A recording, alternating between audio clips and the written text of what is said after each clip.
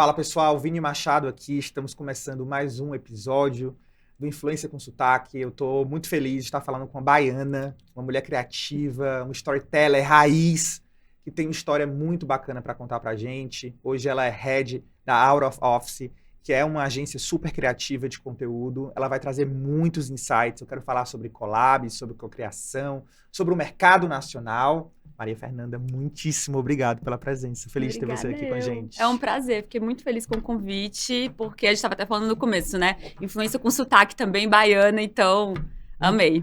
E a gente, né, que tem um sotaque forte, assim, do Nordeste e tudo, a gente se apega tanto quando a gente ouve a palavra sotaque, ou a gente ouve um sotaque nosso, assim, a gente fala, parece uma sensação de casa, né? E é isso que a gente quer trazer para as campanhas, é isso que a gente provoca tanto às marcas, né? De entender que o Brasil é muito grande e a gente precisa mexer com essa multicultura do país. Você veio para cá, para São Paulo, há quanto tempo? Por quê?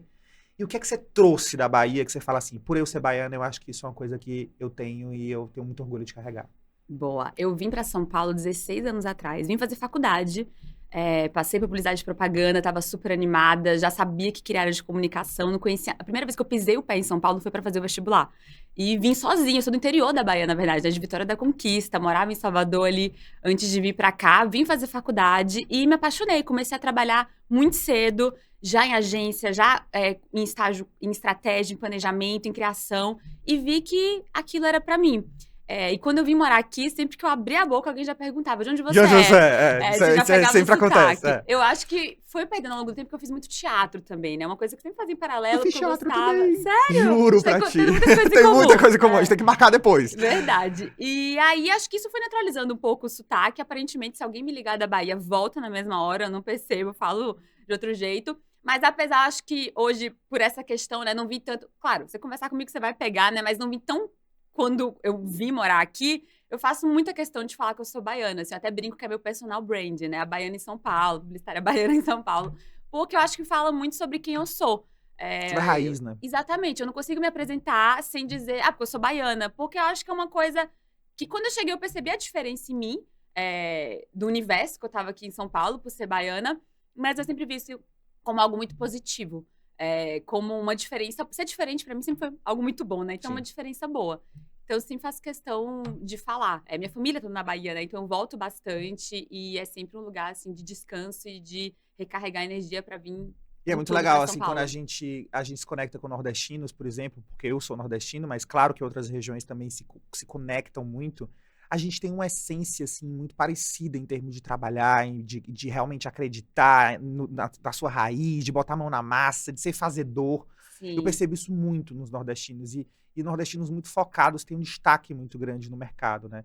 Em algum momento sentiu xenofobia ou sentiu alguma dificuldade de penetrar? Ou sempre foi uma coisa pra ti que cara, pra mim isso foi indiferente. Na verdade, as pessoas... O mercado publicitário tá muito aberto pra essa diversidade e pra tudo isso. O que você acha, na tua opinião? Eu acho que de negativo, mais que eu senti, até por ter vindo muito nova, eram brincadeiras que... É aquela xenofobia velada, né? Às vezes as pessoas nem sabem que elas estão ofendendo. Estrutural. Exatamente. Que eu sempre lidei de uma forma me impondo, mas também sem transformar isso em uma barreira. Mas graças a Deus foi só nesse sentido, assim, que até... Não sei se usa tanto hoje em dia, mas quando eu vim morar aqui, se usava muito, que é a expressão de falar, isso é muito baiano pra uma coisa que é cafona, que é brega. Sim. Eu sempre que fazer questão de falar, como assim? Eu sou baiana. Legal. Então, pra já dar esse choque. Mas acho que foi o máximo, assim, na vida profissional, na carreira, nunca tive problema nesse sentido. Muito pelo contrário, acho que é isso. Traz uma bagagem diferente pra mesa, né? Queria falar de conteúdo. São 14 anos já trabalhando com isso. 14 anos. Como é que tu avalia o momento atual, assim, do conteúdo? Assim, eu acho que 14 anos tem muita mudança e muita história que já aconteceu ao longo desses anos. Mas agora, como é que você avalia o momento do conteúdo? O conteúdo, ele tá muito protagonista? Chegou a vez do conteúdo ser realmente o foco maior dentro das redes sociais, do digital? Porque antes ele era muito tradicional. Sim. Nesses anos todos, como é que tu consegue fazer essa análise? Eu acho que a mudança hoje está muito rápida, né? Pensando justamente nesses 14 anos. Quando eu estava na faculdade, 14 anos atrás, 16 anos atrás, surgiu a primeira matéria de mídias sociais. O Instagram começou quando eu estava na faculdade. A gente não estudava isso, como provavelmente as pessoas estão estudando isso hoje. As mudanças eram mais lentas, então a gente conseguia estudar aquilo e colocar em Tinha prática. tempo. Levava um tempo. Agora é muito rápido. Eu acho que o maior... Sim, o conteúdo é protagonista, com certeza. E eu acho que tem algumas coisas que estão muito em voga agora. A primeira é como o TikTok transformou a criatividade. Eu acho que elevou o nível, tanto para pessoas como marcas, de uma forma muito grande. E elevar o nível não é elevar a produção. Não é que tem que ser aquela super produção, câmera. Até Legal isso é até falar uma coisa disso. mais pro Instagram. É natural, é você com seu Mais orgânico celular, mesmo. totalmente. E mudou completamente a forma como a gente constrói uma narrativa. Eu tava até ontem vendo uma palestra lá no Instagram. E aí, no caso, eles falam sobre Reels, né? Mas TikTok, Reels, enfim, conteúdos verticais e muito rápidos, né? E falava sobre aquela construção narrativa publicitária que era muito... Temos um problema. E aí você ouve e se identifica com esse problema. Imagina se tivesse essa solução. Ah, tem aqui essa solução. Essa marca tivesse essa solução. E aí vem o call to action. Compre essa marca. Isso. Agora, não tem tempo pra isso. Se você não pega o público nos primeiros 2 segundos daquele conteúdo, Antes eram acabou. 5, agora são 2. Passou. Eu ouvi até 3, agora já... É. Ontem eu ouvi 2. Eu ouvi Então, 2 eu mudei, recentemente também. Eu pra falei, eu 2. mudei o discurso também. Exato. A pessoa já arrastou, já passou. Como que você pega esse gancho ali, esses 2 segundos? É a primeira frase que você fala. Então, isso muda muito a forma como a gente pensa conteúdo, como a gente cria, e como esses creators e criativos estão surgindo na plataforma o tempo inteiro, de universos tão grandes. Isso também, falando aí sobre a diversidade, né, trouxe vozes e assuntos muito diversos. Porque quando você entra num rabbit hole ali do TikTok, quando você vê, você tá falando de umas coisas que eu falo, gente, existe isso? Como assim? E tem muita gente fazendo conteúdo sobre isso. Ela deu, acho que as redes sociais deram um olhar mais democrático, porque as pessoas que são criativas, elas ganham espaço e o algoritmo ajuda elas pra isso. Totalmente. Né? Então é muito mais, hoje em dia, diverso a possibilidade de você crescer na rede social. A gente fala muito de transformação social, porque hoje a gente consegue pegar marcas muito grandes, globais, e fechar com influenciadores que nunca saíram das suas cidades, porque eles conseguiram construir uma comunidade lá dentro. E eu queria trazer essa pauta de comunidade, assim.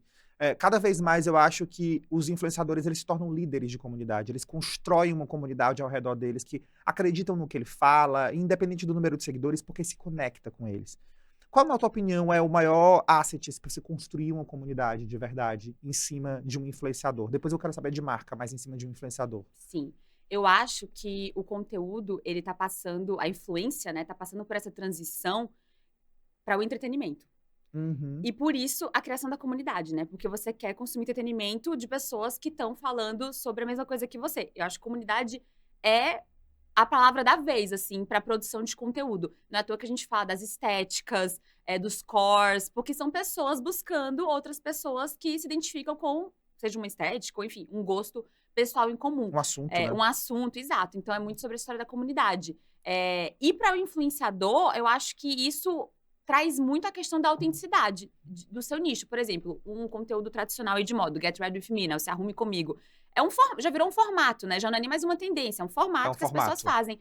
Mas dá pra ser diferente, dá pra fazer do seu jeito. A gente vê a Malu Borges fazendo e causando com, totalmente, né, com a forma que ela faz. Cada um vai fazer de um jeito, então tem espaço pra essa autenticidade. E a comunidade tá muito aí, né? Quem se identifica com a sua estética, a sua forma de fazer. Você pode fazer isso só com reações, com a Malu, ou você pode fazer isso falando muito, que é o que eu faço, né? Porque falo horrores, então...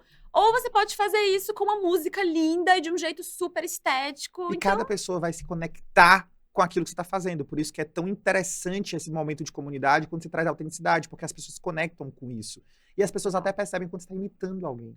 Né? Isso distancia.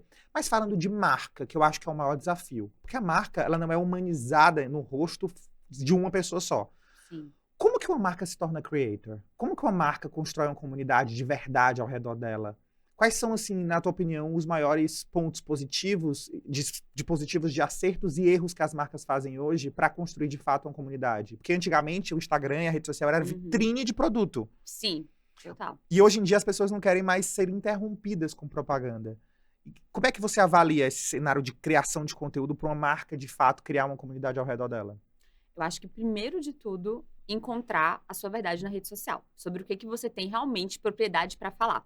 Então, não é porque tá todo mundo fazendo tendência tal que você tem que surfar essa tendência. Se não faz sentido para a sua marca, não tem por que você ir por esse caminho. Então, construir um plano editorial que realmente passe a verdade daquela marca, que tenha os territórios, que tenha editorias que fazem sentido realmente para o público dela, é o primeiro caminho. Não dá para estar em tudo, surfar todas as tendências e viver o digital como se você fosse, enfim, uma pessoa, porque você tem que construir ali aquele universo da marca. E o segundo é através dos influenciadores, é humanizar. Uma coisa que a gente trabalha muito na Out of Office é trazer para dentro do nosso time, com marcas que a gente trabalha ali, o conteúdo do dia a dia, creators.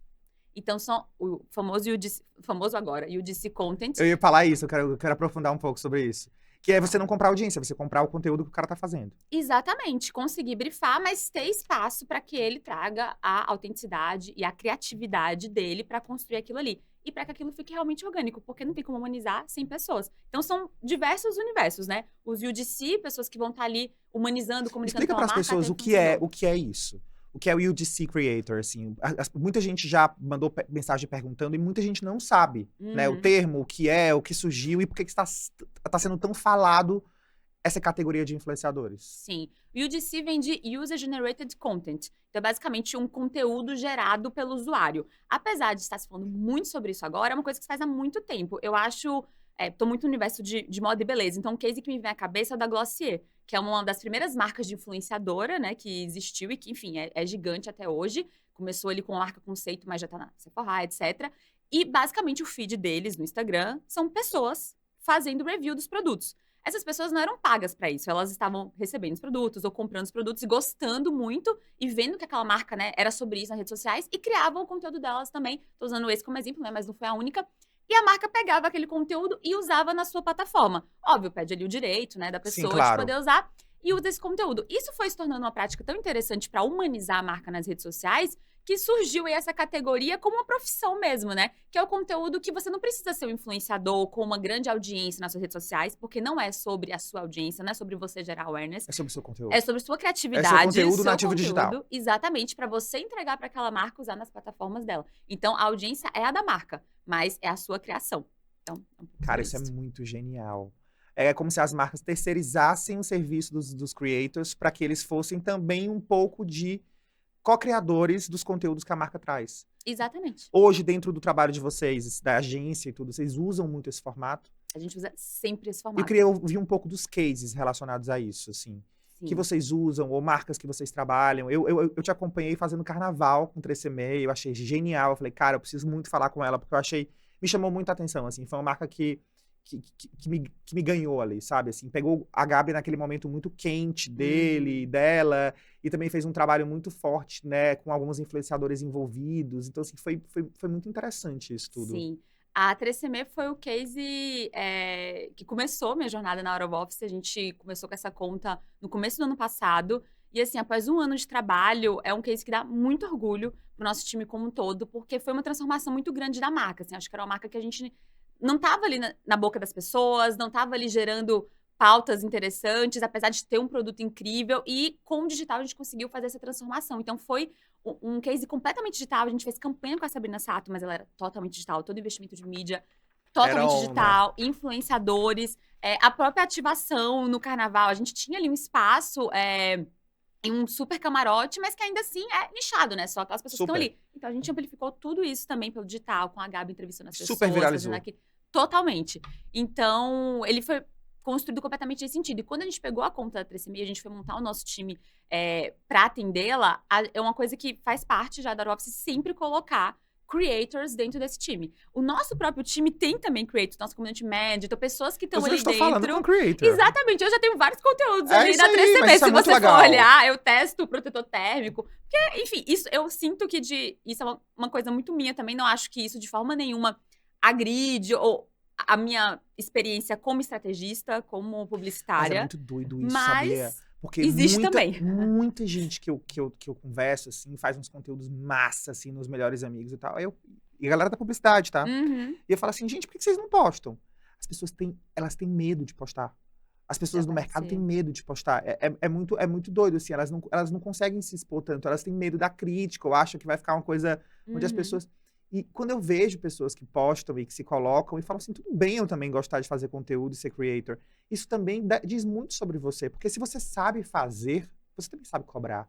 Com né? certeza. Obviamente que não precisa ser uma coisa obrigatória. Você pode não saber fazer nada, mas entender muito do mercado. Mas eu achei muito interessante esse teu papel também de se colocar nas redes sociais, de postar e de ter um storytelling em cima da tua vida. né? Em que momento tu percebeu que, tipo, isso não atrapalhava teu trabalho ou a forma como as pessoas olhavam? Porque as pessoas já automaticamente imaginam que você tem que postar só sobre business. Uhum. Não tem essa Que você já cobrança? tá trabalhando com business o dia Dia inteiro. Às vezes não inteiro. é o que eu quero postar. Exatamente. Eu poderia te falar que é uma questão de personal brand, de posicionamento digital, porque a gente sabe que isso está muito alto para qualquer carreira. Se você é dentista, advogado, o que for, ter uma presença digital é muito relevante. Mas, sinceramente, não foi.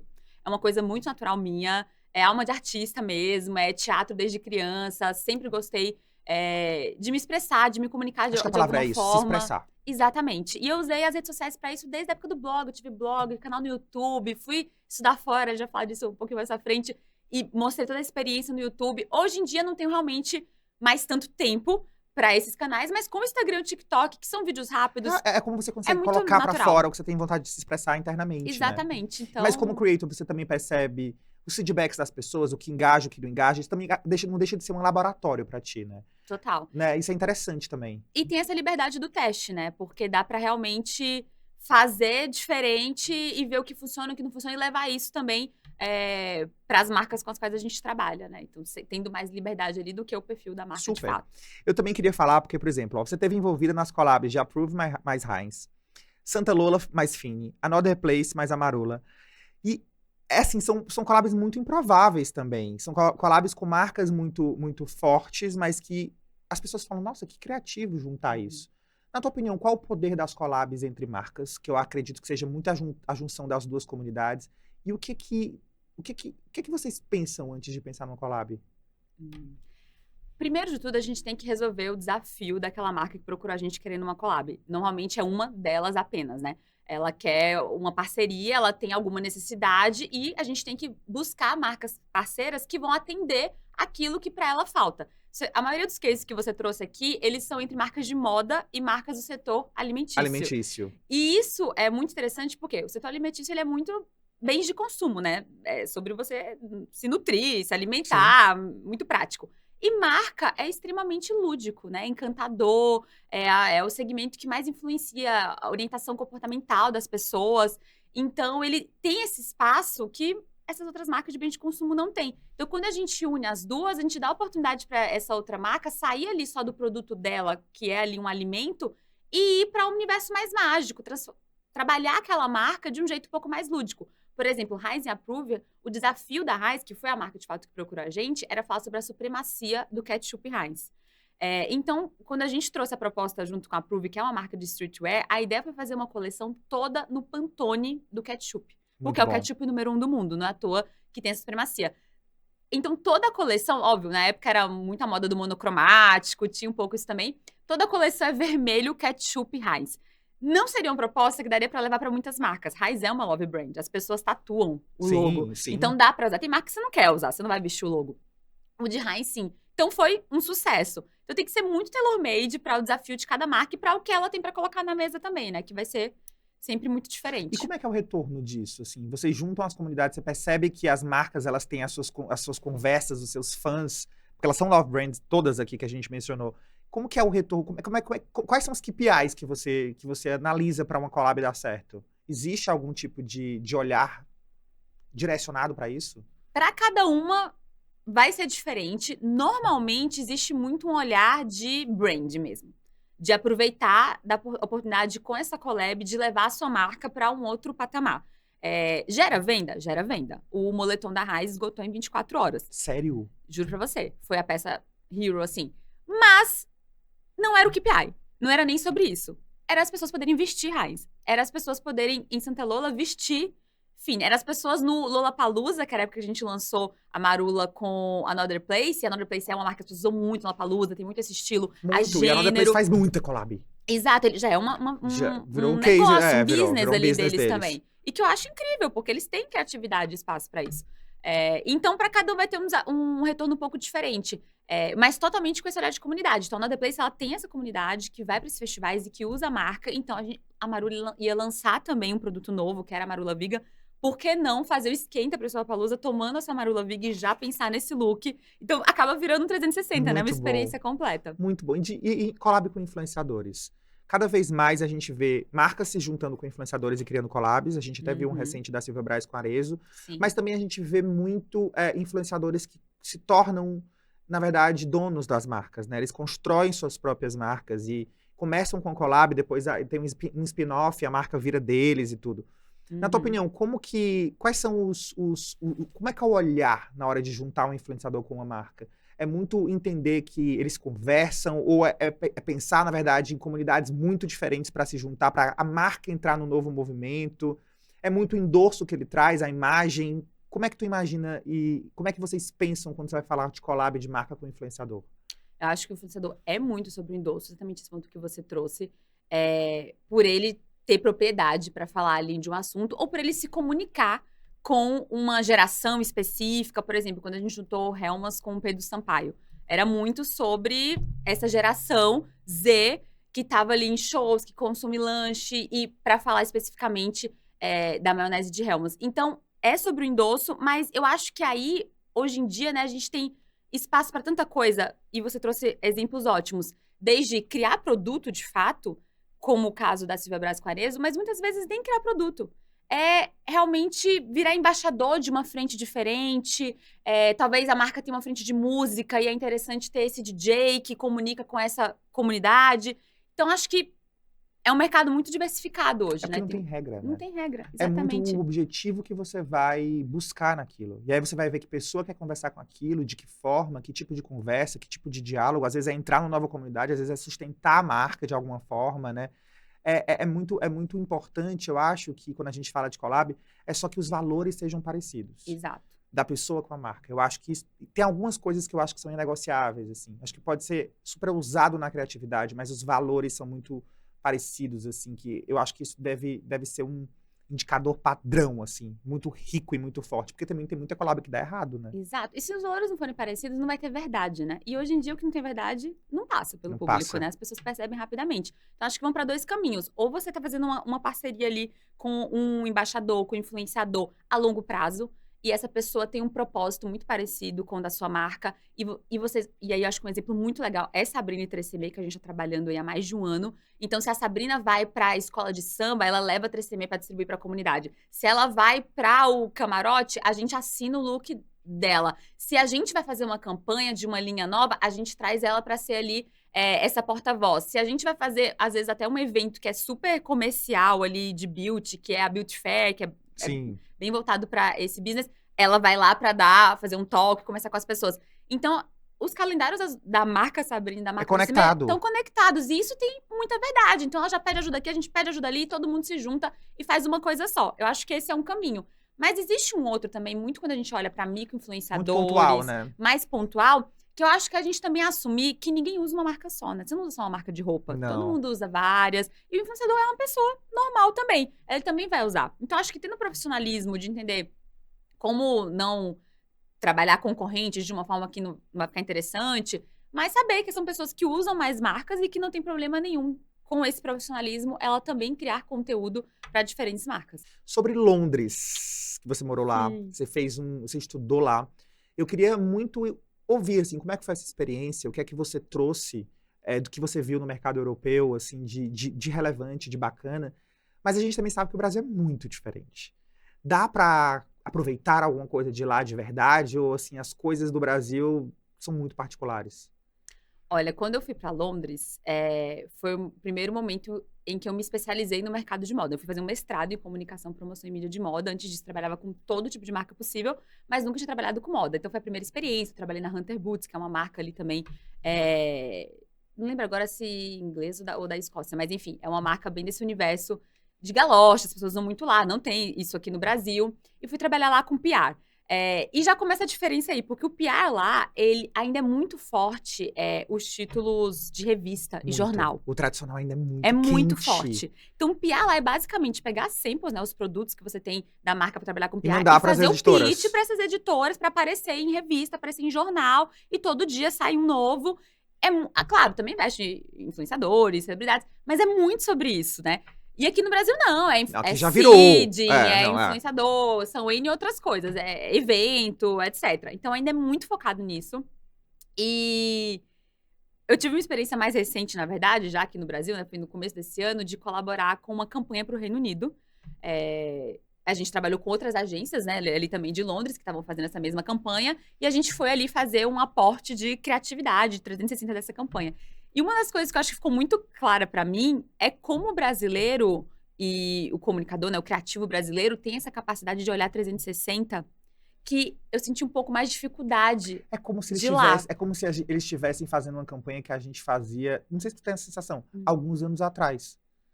E cada um na sua caixinha. Então, se Aham. você é a agência de mídia, PR, né, você, sabe? É difícil você sair dela e colaborar com outros. A gente já pensa assim, se eu vou chamar esse influenciador para o seeding, então a gente também já vai levar ele pro evento, então ele não pode ser o porta-voz disso aqui, então a gente já começa a criar Aham. um Junta negócio tudo, gigante, é. exatamente. E vamos chamar todo mundo pra reunião. Era uma dificuldade lá de sair um pouco dessas caixinhas, né? Acho que tem um pouco mais essa rigidez, né? Que a Essa gente coisa não mais tem. tradicional, né? Total. Mas hoje em dia a gente também falando de tradicional, a gente percebe que tudo dá pra misturar, né?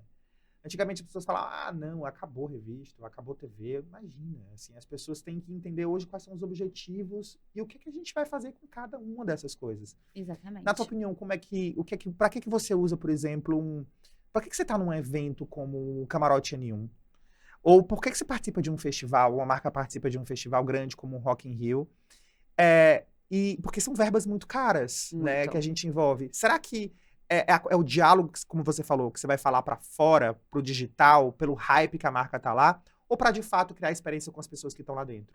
Eu acho que depende do tamanho. Se você entra num festival como Rock in Rio, Lollapalooza, etc., você tem a oportunidade ali de criar uma experiência de marca gigante. Óbvio, tem um budget para isso também.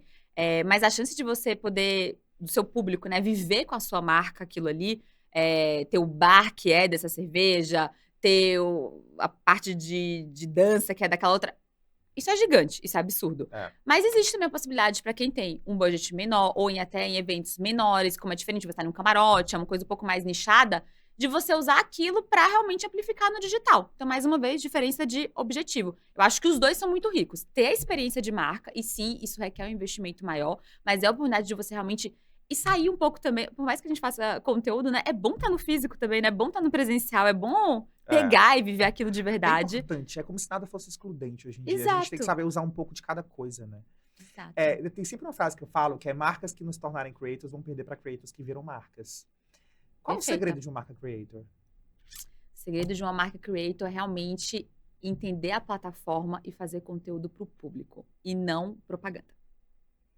Que na verdade, é entreter e não interromper. Exatamente. É você estar naquela plataforma que é para isso, entregando isso. Então, se é o TikTok, que tem tendência, que tem áudio O que viral. cada plataforma, na tua opinião, ela entrega, assim? Por exemplo, o TikTok é tal coisa, o Twitter, o X é tal coisa, o Instagram, o Quai. Hoje, no teu olhar de construir conteúdo, de fazer a rede social dessas marcas com o teu time, o que vocês, assim, quais são os olhares que vocês têm para cada plataforma? Sim. E cada uma tem totalmente a sua especificidade, né? E é importante quando você cria um plano editorial que ele seja criado para cada plataforma e não seja um único que você desdobre em todas elas. Sim. Então, no TikTok tem essa coisa mais crua, né? É o áudio que é viral, é muitas vezes um carrossel de fotos que tem uma animaçãozinha, que tem uma musiquinha, mas é isso que as pessoas consomem lá. Então, se você chega lá com uma campanha super produzida, que você gastou horrores, não vai reverberar nada. Então, entender que lá tem essa naturalidade e que tem essas tendências, que tem esses movimentos e conseguir fazer isso com agilidade, porque também não dá pra você ter aquele time de produção e aprovação e etc, que já passou, acabou a tendência. O Instagram, eu acho que ele tem esse olhar, né, de vitrine, tem ali um olhar de produção audiovisual um pouco mais elaborada, mas acho que ele também tá se reinventando muito, né? Ontem, nesse evento do Meta, eles só falavam sobre Reels. Só falava sobre o vídeo, só falava sobre esse vídeo curto, sobre como ele entrega, sobre como ele é bom para as marcas. Então, tem as apostas, né? Tem também espaços diferentes lá, os stories, para você ter essa cobertura um pouco mais real e Mas eu no vejo time muita marca hoje correto. pedindo pro influenciador fazer o mesmo vídeo do Reels pro TikTok. Isso é péssimo, né? Péssimo, né? Péssimo. Eu também sempre acho que é. E por que vem tanto? Acho que é muito pelo budget também. Muitas vezes pelo budget, pra otimizar a contratação. Tipo, se ele já vai fazer esse vídeo pra mim, por que não colocar nas duas plataformas? Claro que existem formatos que podem funcionar pras duas. Um Se Arrume Comigo, falando ali de moda, existe nas duas. Mas é isso, né? Tem essas diferenças. Você precisa o time do vídeo, do Reels é diferente do que você pode explorar no TikTok, os formatos. Se você conseguir fazer um escopo mais personalizado para o influenciador, Melhor é. bem Só que, melhor. na verdade, ele teria que criar, na verdade, 2 conteúdos. E aí, por isso que Teria. fica o dobro. E por isso que as pessoas normalmente pedem. Talvez, nesse caso, seja mais interessante você já pedir, então, um Reels que tem uma cara do TikTok para funcionar nos dois. Porque talvez o que funciona no TikTok funciona um pouco mais no Reels do que o contrário, né? Só que O Reels tá bebendo mais do TikTok, tá né? Assim, bebendo esses mais. começam lá e vão depois para o Instagram, né? O fato hoje do TikTok ser uma ferramenta de pesquisa também. A gente tem várias matérias e pesquisas que falam que hoje as pessoas buscam informação mesmo na pesquisa do TikTok. Quase o novo Google aí. Totalmente, somente geração Z. Geração É o Z Google da geração Z. total. Exato. Eu falo isso, às vezes estou com o meu estagiário e ele fala assim, realmente. É, Eles só não mas é concordam. verdade, assim, eu mesmo quando fui dar uma pesquisada, eu falei, cara, maravilhoso, porque tá ali filtrado, e o vídeo curto, então a informação vem. No teu olhar, assim, muda a forma de produzir o conteúdo, porque você, na verdade, vai ter ali uma inteligência. É quase, por exemplo, lembra quando a gente fazia blog? Que você colocava o título do blog, O SEO, né? o SEO do que buscar. Será que o conteúdo ele também tá indo um pouco para esse caminho da pesquisa? Ou acho que ainda não? Assim, não tem nada a ver uma coisa com a outra? Eu acho que os dois, porque ao mesmo tempo que a gente tá vendo esse movimento, e que é um fato que as pessoas usam o TikTok pra isso, eu acho que o TikTok tem uma coisa meio de ousadia criativa, até foi um termo que eles trouxeram em um report recentemente, que é fazer as coisas pela criatividade, de ter coragem, de ter vulnerabilidade. A legenda do TikTok, muitas vezes, é só tipo um emoji, uma expressão. Não tem aquele textão pra ser encontrado. E mesmo assim é encontrado. Que loucura que é essa O algoritmo tecnologia. da tecnologia. Exatamente. Mas eu acho que não é só sobre isso. Tem muito ainda essa naturalidade de criar umas coisas meio absurdas mesmo. E encontrar essa comunidade que abraça essa ousadia ali junto com E você. falando de AI, assim, de inteligência artificial, que todo mundo tá falando muito sobre isso, e tem que falar mesmo, é muito quente. Sim. Qual a tua percepção sobre a inteligência artificial no momento, assim? Essas pautas estão muito quentes, assim, o que é que tu pode trazer do que tu lê, do que tu estuda, do que tu vê? Teve South by Southwest agora, não sei se você foi, mas foi muito falado. Como que tu acha que a inteligência artificial vai impactar no mercado da influência e do conteúdo? Vou dar um exemplo que eu passei aí no último ano. Acompanhar a distância, o South by South, realmente foi muito sobre até robôs, humanoides. Acho que tem aí um negócio Sim. muito louco, mas trazendo um pouco mais para o que já é nossa realidade. No ano passado, mais ou menos, exatamente um ano atrás, né, em maio, lançou um vídeo da Jacquemus, que é uma marca de moda Maravilhosa. francesa, que foi um dos primeiros CGIs que viralizou, né? CGIs, os vídeos feitos ali com computação gráfica, com 3D, então cria-se uma imagem que não existiu de verdade. O fake out of home tá aí, né? Tipo, Exatamente. Então eles usado criaram... até a exaustão. Total. Então, eles criaram um ônibus que era no formato de uma bolsa da marca, e esse ônibus andava pelas ruas de Paris. E na época, por ser um dos primeiros que viralizou, todo mundo ficou confuso. Que era real, As pessoas achavam que era real, e foi assim, um case absurdo. E na hora que ele lançou, a gente estava produzindo uma campanha, faltavam ainda 4 meses, a gente falou, vamos fazer um CGI. Tem que fazer, que vai ser incrível, né? E começamos a criar em torno disso. De lá pra cá, em 4 meses, até lançar, que já lançou a campanha, surgiu tanto CGI, e a gente achando que ia ser assim, os precursores, todo dia. Ou seja, isso pra dizer que é muito rápido. Mas a gente também mudou o mindset bem rápido. Em vez de ficar correndo atrás do rabo, a gente pensou, tá, então a gente não é sobre ser o primeiro aqui no Brasil, nesse segmento, apesar que no segmento meio que foi. Foi sobre mesmo. Como a gente vai usar. Então é muito mais sobre a criatividade, mais uma vez, né? Como que a gente vai, de fato, bolar isso do que sobre ser o primeiro. Porque é muito rápido, você não consegue mais acompanhar, tipo, amanhã vai sair. História de que a inteligência artificial não vai substituir o homem, porque, na verdade, como você usar ela, é algo que... Como usar a ferramenta a seu favor. Que criatividade, Como né? você guia esse chat GPT pra poder sair exatamente o que você quer? Você tem que guiar, né? Você tem que imputar informação, você tem que trazer ali a tua leitura, o teu insight sobre o teu cliente, sobre a marca que você trabalha. Então, isso é imprescindível. Pra finalizar, eu quero te fazer uma pergunta sobre... o que tu acha que as marcas... Pudesse dar uma dica para as marcas e falar assim, cara, aposta nisso. Olha para isso. Pensa assim, quando a gente fala de conteúdo, que eu acredito que isso seja o que tá quente ou que vai vir lá na frente. O que você podia deixar de dica? Eu falaria muito para incluir na sua estratégia de conteúdo e de influenciadores, que não é uma novidade, mas acho que cada vez mais é uma crescente, os micro-influenciadores, os nichos, essa oportunidade de humanizar a sua marca através de pessoas que falam ali pelas comunidades que você precisa acessar. E não ter medo de agir nas redes sociais, de agir no seu conteúdo, como as pessoas agem nas redes sociais e no conteúdo. Ser autêntico. Ser autêntico, exatamente, mas realmente, como a gente falou, usar a plataforma como ela foi criada para ser usada. E não como se fosse o seu comercial de TV, que é uma outra plataforma que foi criada de uma outra forma também. Então, apostar de verdade nisso, né? Levar essas pessoas e deixar elas também usarem a criatividade delas. Não é aquele, sabe, co-criar com essas pessoas. Não é aquele briefing Não é brifar. engessado. É poder co-criar e usar o melhor que isso tem para o teu conteúdo. Foi maravilhoso. Ah, Você deu uma aula aqui, foi obrigada! muito Imagina, bom eu mesmo. amei. Obrigado, obrigado pelo espaço, pelo conteúdo, por compartilhar tanta coisa bacana. Eu acho que vocês também amaram, como eu amei. Que bom. Muitíssimo obrigado. Acompanhe Influência com Sotaque. E toda semana, quarta-feira, a gente tem episódio novo por aqui. Obrigado, obrigado, obrigado. Até a próxima.